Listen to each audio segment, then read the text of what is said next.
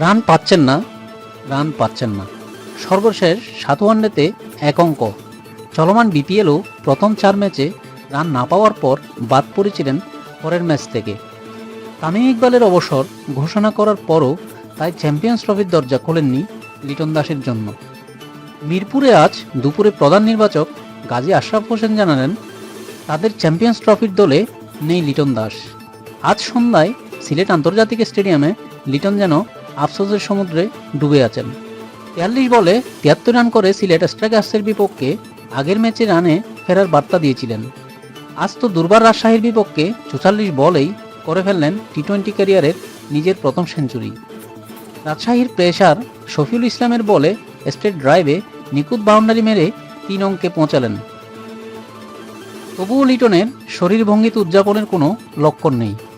রেগে মেগে সেঞ্চুরি করলে এইরকম হয় কিনা কে জানে। এরকম সময়ে অনেক মজা করে উদযাপন করার নজিরও আছে অনেক প্লেয়ারের, কিন্তু লিটনের চরিত্রটাই বোধ হয় এমন যে প্রতিবাদও জানাবেন ভাষাহীন ভাষায়। তার হয়ে যা বলার ব্যাটই বলবে। এই ম্যাচে সেঞ্চুরি করেছেন লিটনের সঙ্গী ওপেনার তানজিদ তামিমও। 8 ছক্কা ও 6 বাউন্ডারিতে 64 বলে 108 রান করে তিনি আউট হয়ে গেছেন শেষ ওভারে। আর লিটন অপরাজিত 9 ছক্কা ও 10 চারে 55 বলে করেছেন 125 রান। 19.3 ওভারে গড়া দুজনের 241 রানের জুটি, যেটি যে কোনো উইকেটের জুটিতে বিপিএলের সর্বোচ্চ। তাতে ঢাকার রান বিপিএলের সর্বোচ্চ 254 রান।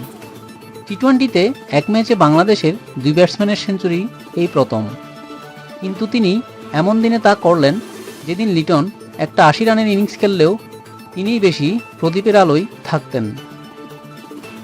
দল থেকে বাদ পড়ার দিনেই লিটনের এই সেঞ্চুরি যেন চরম নাটকীয় এক ঘটনা।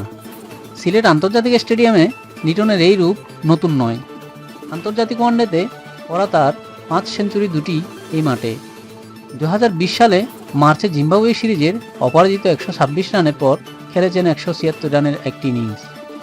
এখনও যা ওয়ানডেতে বাংলাদেশের কোনো ব্যাটসম্যানের সর্বোচ্চ ইনিংসের রেকর্ড হয়ে আছে। নির্বাচকদের জবাব দেওয়ার সুযোগটাও লিটন পেয়ে গেলেন তার প্রিয় মাঠেই। ব্যক্তিগত 5 রানে উইকেটের পেছনে ক্যাচের মতো দিয়েও একবার বেঁচে গেছেন, আরেকবার ক্যাচ আউটের হাত থেকেও বেঁচে গেছেন 104 রানে। কিন্তু জীবন পেয়েও তো সবসময় তা কাজে লাগানো যায় না। লিটন আজ তা পেরেছেন। কে জানে, অদৃষ্ট হয়তো চেয়েছেন তার ব্যাট খুঁজে পাক জবাবের ভাষা। ব্যাট হাতে লিটন যা করতে চেয়েছেন তাই করেছেন। এটা ঠিক যে এলোমেলো লাইন, লেংথ, ফুল টস আর হাফ বলে মিলিয়ে রাজশাহীর বোলিংও ছিল আগের ম্যাচগুলোর মতোই নির্বিষ।